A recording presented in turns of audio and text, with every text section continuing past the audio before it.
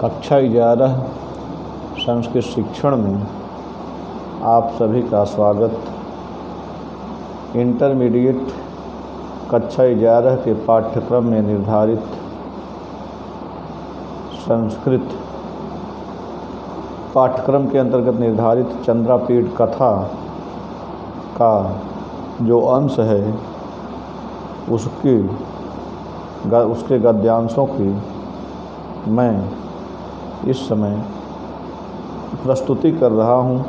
गद्यांशों का जो परीक्षा के लिए उपयोगी अनुवाद है और जो गद्यांश से संबंधित प्रश्नोत्तर है उसे मैं प्रस्तुत कर रहा हूँ।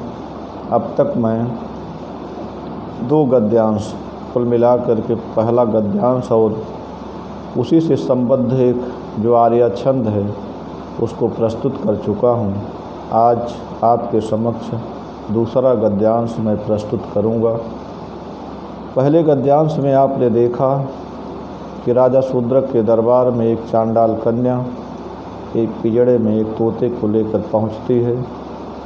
तोता मनुष्य की बाणी में बोलता है, राजा को प्रणाम करता है, जय जयकार करता है और राजा की प्रशंसा में एक श्लोक पढ़ता है। इसको सुनकर राजा को बड़ा आश्चर्य हुआ। अब आगे राजा क्या कहते हैं आप सुनिए। पहले गद्यांश को देखें। राजा तू ताम श्रुत्वा संजात विस्मयः तम एवं अब्रवीत आवेदयतु भवान् आदित्यः प्रभृतिः कालसेन आत्मनोवृत्तम् जन्म कस्मिन् देशे का माता कस्ते पिता कथम शास्त्राणां परिचयः कियद्वा वयः कथम पंजरबंधः कथम चांडाल हस्तगमनम इह वा कथम आगमनम इति।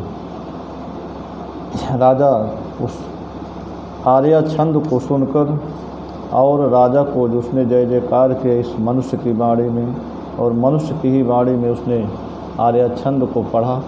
इसको सुनकर राजा को बड़ा आश्चर्य हो रहा। राजा कह रहे हैं, राजा तो ताम श्रुत्वा, राजा उस तोते की बात को सुनकर जय जयकार शब्द और आर्या छंद को सुनकर संजात विस्मय उत्पन्न होने से, आश्चर्य उत्पन्न होने से या आश्चर्यचकित होकर तम उस तोते से एवं अब्रवीत इस प्रकार बोले।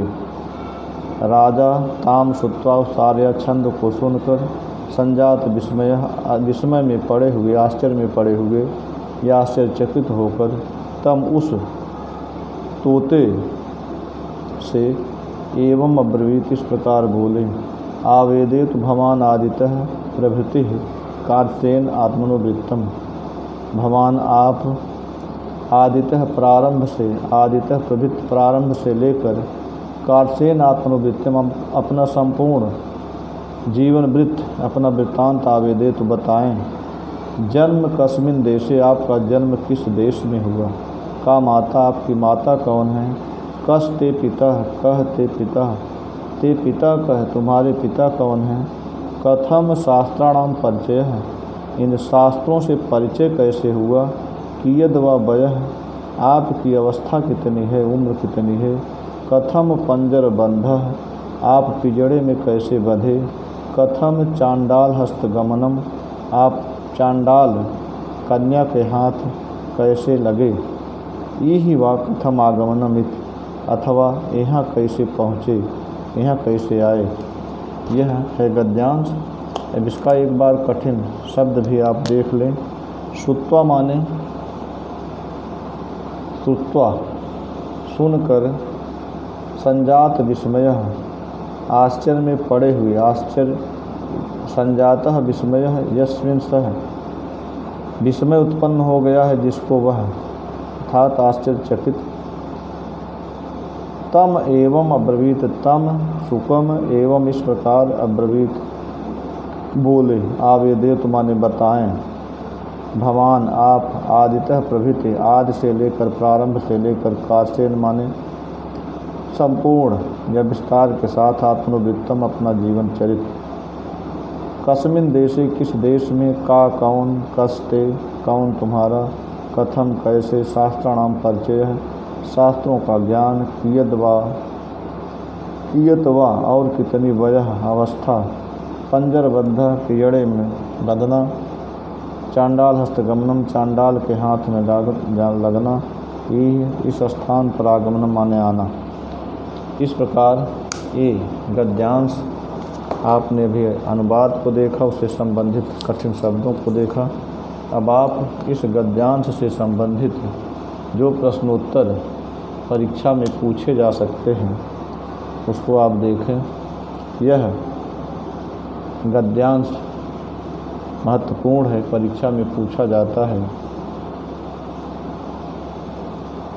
देखें, अस्य गद्यांशस्य प्रणेता कह, इस गद्यांश के प्रणेता कौन है? अस्य गद्यांशस्य प्रणेता बाणभट्ट है, इस गद्यांश के प्रणेता बाणभट्ट हैं। राजा संजात विस्मय कम अब्रवीत, राजा विस्मय उत्पन्न होने से कम किससे अब्रवीत बोले। राजा संजात विस्मय तम सुकम, उस तोते से बोले। कस्ते पिता, इस वाक्य का अनुवाद कीजिए, तुम्हारे पिता कौन है, आपके पिता कौन हैं। आत्मनः में कौन सी विभक्ति है? आत्मनः में षष्ठी विभक्ति है। श्रुत्वा का हिंदी में अर्थ है सुनकर। कह मुहूर्तम युद्धात्वा सादरम अब्रवीत, कौन क्षण भर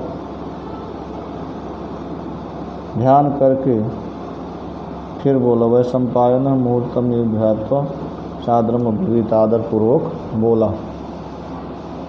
आप यह गद्यांश जो तीसरा और चौथा कांश भी इसमें थोड़ा सा समाहित है, एक ही प्रश्न है, आप पढ़ें। और इसके बाद आप अगला गद्यांश पढ़ेंगे। तब तक के लिए धन्यवाद।